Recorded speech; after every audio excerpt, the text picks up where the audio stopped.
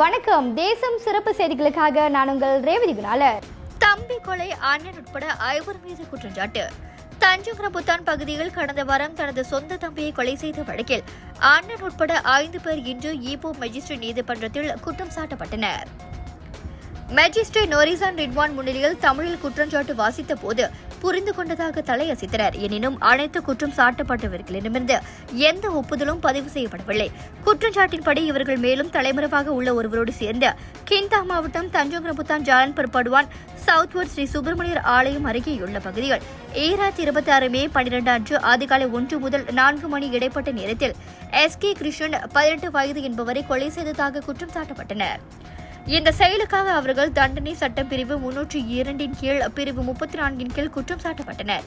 இக்குற்றம் நிரூபிக்கப்பட்டால் மரண தண்டனை அல்லது 40 ஆண்டுகள் வரை சிறை தண்டனை விதிக்கப்படலாம்.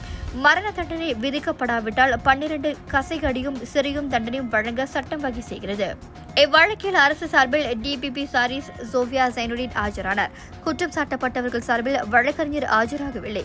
மருத்துவ அறிக்கை மற்றும் பிரேத பரிசோதனை அறிக்கை ஒப்படைப்பதற்காக வழக்கு அடுத்த விசாரணைக்கு வரும் ஜூலை 20ஆம் தேதி ஒத்திவைக்கப்பட்டது என்பது குறிப்பிடத்தக்கது. இத்துடன் இன்றைய செய்திகள் நிறைவடைகின்றன. மேலும் பல ஆன்மீக செய்திகளை தெரிந்து கொள்ள தேசம் டிவி மலேசியா யூடியூப், டிக்டாக் மற்றும் இதர சமூக வலைதளங்களை பின்தொடருங்கள். உங்களிடமிருந்து விடைபெறுவது நான் உங்கள் ரேவதி குணாலன். மக்களோடு தேசம், தேசத்தோடு மக்கள். நன்றி, வணக்கம்.